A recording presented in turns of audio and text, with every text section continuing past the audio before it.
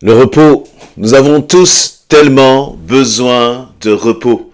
Et justement, en parlant du repos, Jésus va dire dans Matthieu chapitre 11, à partir du verset 28, « Venez à moi, vous qui êtes fatigués et chargés, et je vous donnerai du repos. » En d'autres versions, il dira, « Venez à moi, vous tous qui êtes accablés sous le poids d'un lourd fardeau, et je vous donnerai du repos. » Il y aurait tant de pensées à partager autour de cette simple phrase de Jésus, mais ce que je voudrais mettre en avant, c'est le « venez à moi ».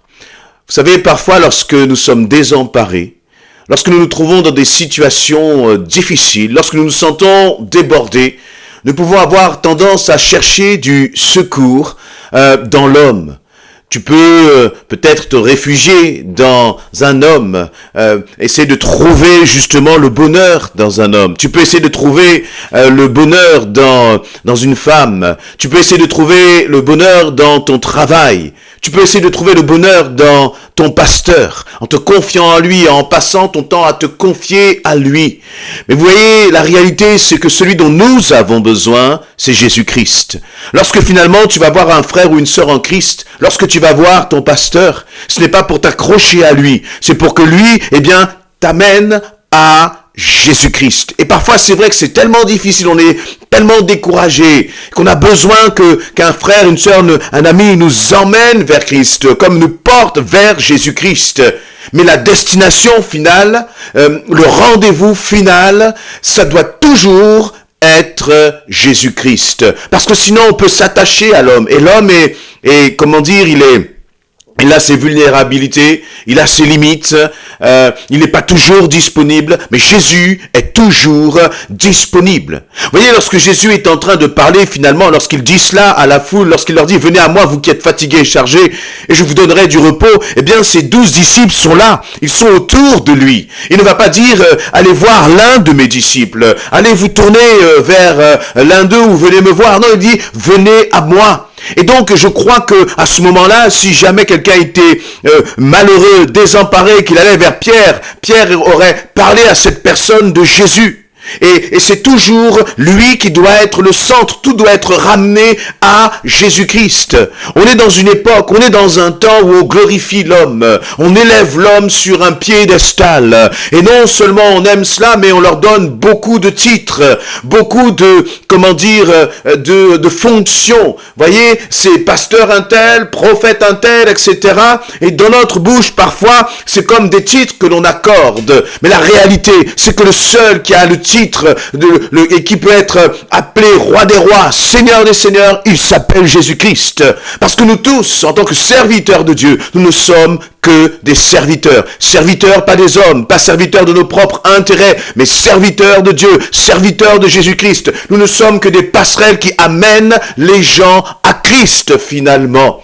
Et donc, il faut t'attacher à Jésus-Christ. Il faut le mettre en premier. Et personne d'autre à sa place. Personne d'autre à sa place. Jésus va dire, venez à moi. Parfois, c'est difficile. Parfois, c'est compliqué. Et d'ailleurs, on a de la force très souvent pour aller chercher toutes sortes de solutions. Mais quand il s'agit de venir à Jésus-Christ, c'est toujours compliqué. Pourquoi? Ce n'est pas que voyez, venir à Jésus-Christ. Si tu dois chercher de l'aide, et que tu dois appeler quelqu'un, il faut que tu prennes ton téléphone, ou il faut que tu lui envoies un message, il faut que tu attendes que cette personne soit disponible, disposée pour te répondre. Et peut-être qu'elle est au travail, peut-être que elle est dans des activités, peut-être que là elle ne peut pas tout de suite te parler. Et cette personne, lorsque tu traverses un moment difficile, il va falloir que tu lui ouvres son cœur. Et ça, c'est pas facile non plus. Et pourtant, nous sommes prêts à le faire. Mais quand il s'agit de parler à Jésus-Christ, quand il s'agit d'ouvrir ton cœur à Jésus-Christ, pourquoi as-tu autant de difficultés à le faire? Très souvent et trop souvent, finalement, Jésus est la dernière personne à qui nous nous adressons, alors que c'est à lui que tu dois parler le premier. C'est lui qui est ton ami fidèle. C'est lui qui est monté sur une croix, qui a donné sa vie pour toi. C'est lui qui t'aime plus que personne ne t'aura jamais aimé. C'est lui qui est amour. L'amour n'est pas comme un adjectif, un qualificatif de Jésus, c'est ce qu'il est. Il a tellement aimé le monde qu'il a donné son Fils, Jésus-Christ, afin que le monde soit sauvé. Alors, lorsque tu cries au secours, ne crie pas aux hommes, mais crie à l'Éternel. Et si tu cries à quelqu'un parce que tu as besoin d'aide, alors que cette personne t'amène à Christ. Et j'aimerais justement aussi un point attirer votre attention sur le fait que dans ce monde, il y a beaucoup de loups. Et les loups ont pour, vous voyez, qualité, si je puis dire cela, de détecter justement les besoins. Le loup va détecter le besoin que tu as dans ton cœur. Détecter peut-être là où il peut t'aider. Non pas pour t'aider, mais pour te manipuler. Celui qui ne te manipulera jamais, il s'appelle Jésus-Christ. Comment tu peux voir que quelqu'un est en train de te manipuler si cette personne ne t'amène pas à Christ? Alors, change de conseiller. Change, j'allais dire, de confident. Trouve quelqu'un qui t'amène à Jésus-Christ. Venez à moi, vous qui êtes fatigués et chargés, et je vous donnerai du repos. Il n'y a pas d'autre repos qu'en Jésus-Christ. Quel que soit ce qui est au fond de ton cœur, quel que soit ce que tu traverses, va à Jésus-Christ. Ne va pas dans une religion, ne va pas dans une tradition, mais va à une personne. Celui, encore une fois, qui t'a aimé. Lorsque vous voyez, parfois, et je comprends que parfois on est tellement fatigué, on est tellement à bout, que même parler à Jésus-Christ, on n'a plus la force. Mais tu sais, Jésus ne te demande même pas de parler. Il te demande juste là dans ton cœur de murmurer son nom. La personne l'entend. Mais ce que tu vas murmurer au fond de ton cœur, Jésus va l'entendre. Jésus va non seulement entendre, mais il va te répondre. Et il va te répondre par justement ce divin repos. Mais parfois, c'est parce que notre chair, nos émotions, nos sentiments ne veulent pas que nous appelions à Jésus-Christ. Et donc, on a l'impression que ce qu'il y a de plus difficile à faire, c'est de l'appeler. Alors que non, c'est simple. C'est simple. Je disais tout à l'heure, si tu veux contacter quelqu'un, il faut que tu fasses une démarche. Il faut que tu l'appelles, il faut que tu trouves son numéro. Il faut que cette personne te réponde quand elle est disponible. Jésus, tu n'as pas besoin de trouver son numéro. Parce que son numéro, là, il est inscrit dans ton cœur. Tu peux l'appeler directement, juste par une pensée, te connecter à Jésus-Christ. Tu n'as pas besoin d'attendre parce qu'il soit disponible, parce que Jésus-Christ est disponible. Et la réalité même, c'est que Jésus-Christ est disponible avant même que toi, tu l'aies appelé. C'est Jésus qui t'attend. Ce n'est pas toi qui as à attendre Jésus. Lorsque toi, tu es en train de pleurer, lorsque tu es en train de murmurer, lorsque tu es abattu et attristé, tu crois que Jésus est où? Il est là, avec toi, près de toi. Le problème, c'est que nous faisons le tour du monde. Et une fois que nous avons fait le tour du monde et que nous n'avons pas trouvé de secours, nous nous tournons alors, à ce moment-là, vers Jésus-Christ. Mais Jésus te dit, je suis là. Je suis là et lorsque tu t'adresses à moi, j'arrive, je viens avec une promesse. C'est celle de te donner le repos. Le repos, ce n'est pas le fait que les circonstances vont changer. Le repos n'est pas le fait que les circonstances vont être transformées. Ça, Jésus peut le faire. Il n'y a pas de problème pour cela. Mais ce qu'il veut te dire, c'est que le repos, c'est sa présence. C'est sa présence.